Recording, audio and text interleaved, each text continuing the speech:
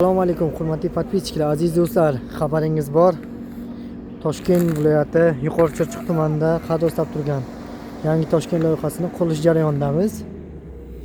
Va bu yerdagi Qurilish vazirligi, Suv xo'jaligi vazirligi, Transport vazirligi shu kabi vazirliklarni binolarni qurib berish jarayonidamiz. Hozirda esa Qurilish vazirligiga ketib turgan binoni birinchi qavatini pol qismida turibmiz. Ya'niki minus birinchi etajlari mana qavatlarimizni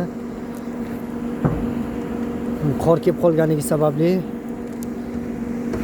betonlarni olish hozircha to'xtatib qolindi.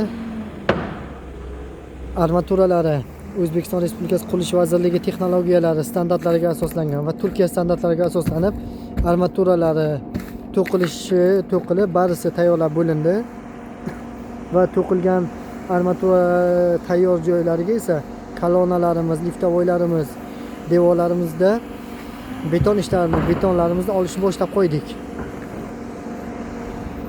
Nasib qilsa birinchi etajimizni pol qismida turibmiz va bu yerni ham pollarni tayyorlash bilan bandmiz.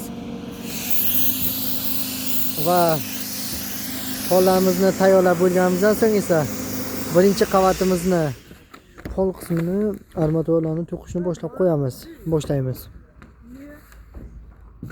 Bu yerda ishlantirib turgan bariki taxta mahsulotlari,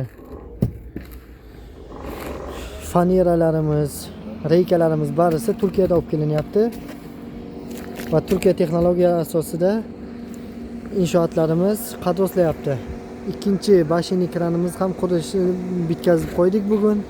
Nasib qilsa u ham erta yoki indin kunlardan ishga tushadi.